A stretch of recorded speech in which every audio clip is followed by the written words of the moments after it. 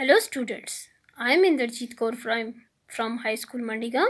Today our topic is Understanding Diversity and the subtopic is Unity in Diversity. India's diversity has always been recognized as a source of its strength. India की जो diversity है वो पहचानी जाती है इसके sources जो इसकी स्ट्रेंथ में हैं. When the British ruled India, जब ब्रिटिशर्स ने इंडिया पर रूल किया उस वक़्त women and men from different cultural, religious and regional backgrounds came together to oppose them. वो different women, औरतें और मर्द अलग रिलीजन से, अलग कल्चर से, अलग रीजनल बैकग्राउंड से आए और एक साथ मिलकर इस मूवमेंट को अपोज किया. India's freedom movement had thousands of people of different backgrounds in it. India की जो मूवमेंट थी, फ्रीडम की जो मूवमेंट थी, इसमें हज़ारों लोगों ने अलग अलग बैकग्राउंड से आके भी एक साथ मुकाबला किया. They work together to decide joint action.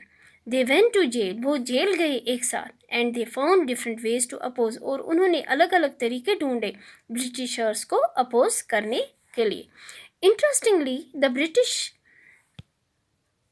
thought they could divide Indians because they were so different. उन्होंने सोचा कि ब्रिटिशर्स ने सोचा कि इंडियंस को वो डिवाइड करेंगे क्योंकि यहाँ पे वो different religion, different culture, different region से आते थे. तो ब्रिटिशर्स ने सोचा कि हम इन्हें डिवाइड करेंगे और इन पर रूल करेंगे. And then outside to rule them. But the people showed how they could be different and yet be united in their battle against the British. तो उन्होंने ये करके दिखाया कि वो डिफरेंट होने के बावजूद भी उनमें यूनिटी कितनी है कि वो ब्रिटिशर्स के खिलाफ एक साथ उनके अगेंस्ट बैटल कर सकते हैं. Don't forget the days of blood, O friend. In the midst of your happiness, remember to shed a tear for us. The hunter has torn away every single flower. Do plant a flower in the desert garden, dear friend. Having fallen to bullets, we slept in Jallianwala Bagh. Do light a lamp on this lonely grave, O friend. The blood of Hindus and Muslims flows together today. Do soak your robe in this river of blood, dear friend. Some rot in jails while others lie in their graves. Do shed a few tears for them, O friend. This song was sung after the Jallianwala Bagh massacre.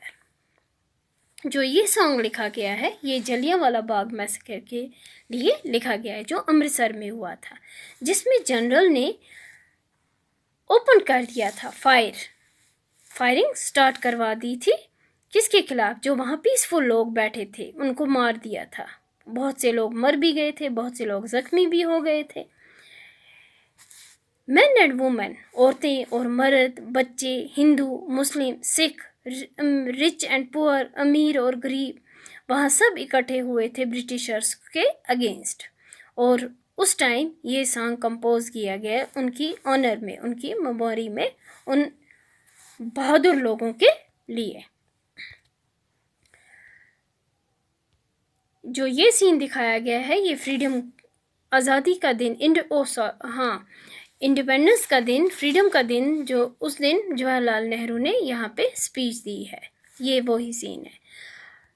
Songs and symbols that emerged during the freedom struggle serve as a constant reminder of our country's rich tradition of respect for diversity.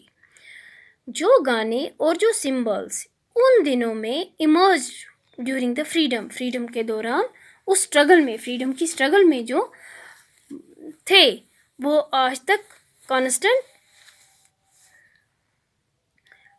हमें याद दिलाते हैं उस rich tradition of respect for diversity, जो हमारी respect है उस diversity के लिए. Do you know the story of the Indian flag? आपको पता है इंडियन फ्लैग की क्या स्टोरी है? It was used as a symbol of protest. ये symbol as a symbol use किया गया था प्रोटेस्ट करने के लिए. अगेंस्ट किसके? ब्रिटिशर्स के. किन्होंने किया था? इंडियन ने किया था. भारत के लोगों ने, इंडियन लोगों ने किया था हर जगह पे. In this book, In his book, The Discovery of India, Jawaharlal Nehru says that Indian unity is not something imposed from the outside, but rather. Jawaharlal Nehru ने एक बुक लिखी है डिस्कवरी ऑफ इंडिया. इस बुक में उन्होंने यूनिटी के बारे में कहा है. ये ऐसी चीज़, यूनिटी जो है ये ऐसी चीज़ नहीं है कि ये बाहर से इंडियंस पर थोपी गई है. It was something deeper and with in its fold. ये कुछ डीपर है, कुछ अंदर से है, कुछ गहराई में है. द वाइडेस्ट टॉलरेंस, जो इसमें गहरी टॉलरेंस है, बर्दाश्त है. बिलीफ एंड कस्टम, जो यहाँ के बिलीफ्स और कस्टम्स हैं जो प्रैक्टिस किए जाते हैं. Every variety acknowledge and even encourage, जिसको एक्नॉलेज किया जाता है और एनकरेज किया जाता है. It was Nehru who coined the phrase. Nehru ने एक फ्रेज कॉइन किया है, unity in diversity, to describe the country.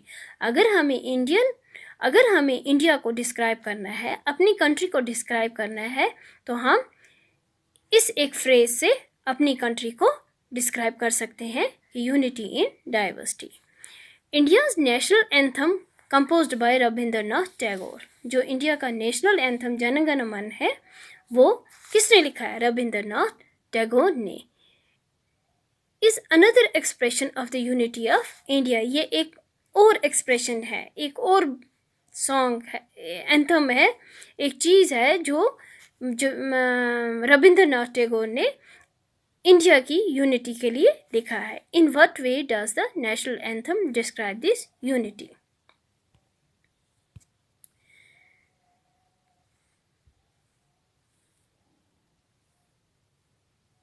Thank you.